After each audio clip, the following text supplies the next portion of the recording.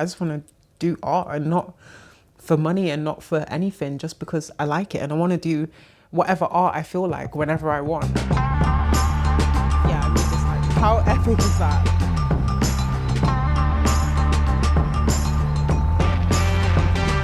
How do I rationalize the irrational mind? A lot of my work is based around Afrocentric designs that speak on spiritual, ancestral language. It's like owning your identity and your history and encouraging people to like step into who they truly are. Growing up in Moss Side in the early 90s, it was at a time where the gun crime and gang culture was at its highest. I was really exposed to this like duality of being, you know, this kind of beautiful community, but then like this war. When I was 12, I was in a car that was shot up.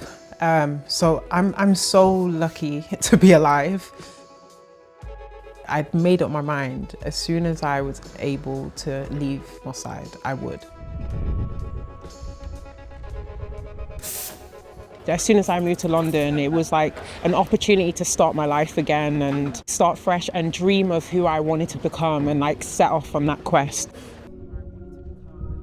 I never knew what I would settle in, so yeah, tattooing was at the top of that list, and I was like, all right, let me give it a go. And yeah, 7 years later, here I am. I'm just taking a picture of that, yeah. I love jungle so much, but I'm such a granny at heart. Welcome. I was working in hospitality at the time, and I would do these crazy like 12-hour shifts and then go and like tattoo anyone that was like willing to come to me at like midnight, you know, like, hello, my friend. I was turning you on, but it was actually my face. I thought about it for 5 years. I had the idea when I was first 16 years old. I told my mum, she was like, don't be stupid, get it on your arm. And I was like, no, but it's like, it needs to be on the front left cortex of the, and like all of this stuff. And then I was like, you know what, I'm just gonna think about it.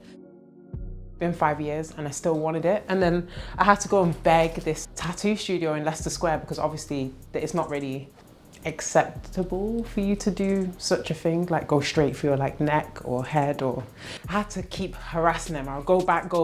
And then after about 6 months, they were like, oh, you're actually sure? And I was like, yes, I'm sure. Ready? Yeah. I always knew I was gonna be an artist, but I just didn't know what direction to go in.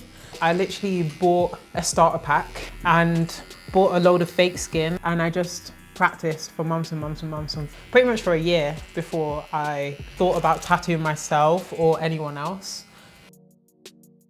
Well, the first like 100 tattoos that you do, your hand is just like shaking with this vibrating machine.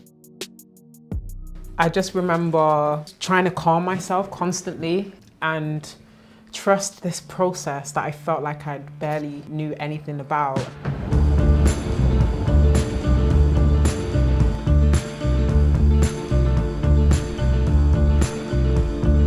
I love cooking so much, it's so therapeutic. Me and my partner went vegan together. We actually quit smoking, drinking, and went vegan all on the same day 2 years ago. It helped everything. It helped change my life. It helped me wake up more clear-headed and do things that I wouldn't do before, you know? I did say you cook sometimes, but... Sometimes. I cook all the time. Hi, friend. Yeah, I like to explore the realms of duality and what good and bad looks like. I always say my art is like definitely a mirror of who I am and the challenges that I face. Yeah, I just love this like process of threading up a sewing machine. It can be quite uncomfortable, but I've learned a lot about myself with my art.